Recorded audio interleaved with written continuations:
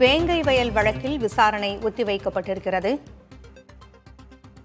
மனித கழிவு கலந்த நீரை யாரும் குடிக்கவில்லை என்பதும் இந்த விசாரணையில் தெரிவிக்கப்பட்டிருக்கிறது. வேங்கை வயல் வழக்கினுடைய விசாரணை ஒத்திவைக்கப்பட்டிருக்கிறது. வேங்கை வயல் விவகாரத்தில் சிபிசிஐடி குற்றப்பத்திரிகைக்கு எதிரான வழக்கினுடைய விசாரணை ஒத்திவைக்கப்பட்டிருக்கிறது. கூடுதல் விவரங்களை வழங்க செய்தியாளர் முத்துப்பழம்பதி இணைந்திருக்கிறார். முத்துப்பழம்பதி, இந்த விசாரணை ஒத்திவைக்கப்பட்டிருக்கிறது. இருதரப்பு வாதங்களின் விவரம் என்ன?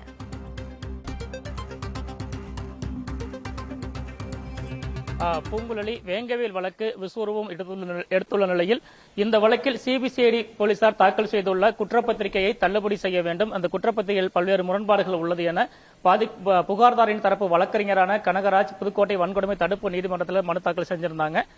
இந்த வழக்கில் பாத்தீங்கன்னா மூத்த வழக்கறிஞர் பாப்பா மோகன், அதே போல விடுதலை சிறுத்தைகள் கட்சியின் மாநில வழக்கறிஞர் பிரிவு செயலாளர் கார்வேந்தன் உள்ளிட்டோர் கலந்துக்கிட்டாங்க. அதே போல அரசு தரப்புல பாத்தீங்கன்னா சிபிசிஐடியின் விசாரணை அதிகாரி கல்பனா தத் மற்றும் அரசு தரப்பு வழக்கறிஞர் குமார் ஆகியோர் நீதிபதி முன்பு ஆஜரானாங்க. இருதரப்பும் கடுமையான வாதங்களை முன்வைத்தாங்க. இப்போ அந்த மனுதாரர் தரப்பு வழக்கறிஞர் பாப்பா மோகன் ஆஜராகும் போது இந்தியா முழுவதுமே பட்டியலின மக்களுக்கு எதிரான ஜாதிய தீண்டாமைகள் இருக்கு. அதற்கு உதாரணமாகத்தான் வேங்கவேல் சம்பவம் இருக்கு. சிபிசிஐடி போலீசார் இந்த வழக்கில் தாக்கல் செய்துள்ள குற்றப்பத்திரிகையில பல்வேறு முரண்பாடுகள் இருக்கு.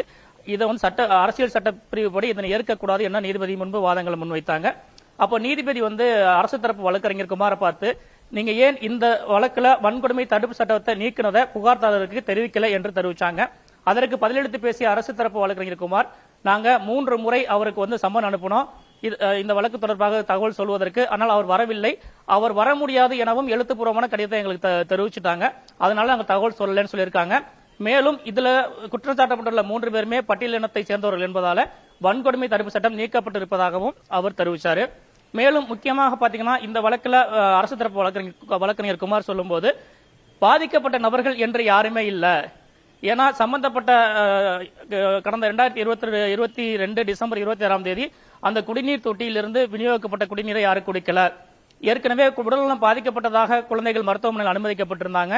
அந்த குழந்தைகள் இந்த குடிநீரை சம்பந்தப்பட்ட தினத்தன்று அந்த தொட்டியில் இருந்த குடிநீரை குடிக்கலை என்று ஆய்வுகள் தெரிவிச்சிருக்கு. அதற்கு நாங்க ஆதாரத்தையும் செஞ்சு கோர்ட்ல கொடுத்திருக்கோம் அப்படின்னு அவர் சொல்லியிருக்காரு.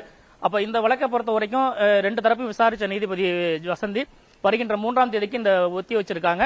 அன்று அடுத்த உத்தரவு பிறப்பிக்க போவதாக அவங்க தெரிவிச்சிருக்காங்க. பூங்குழலி, வருகின்ற 3ஆம் தேதி இந்த வழக்கினுடைய விசாரணை ஒத்திவைக்கப்பட்டிருக்கிறது. விவரங்களை வழங்கியமைக்கு நன்றி முத்துப்பழம்பதி.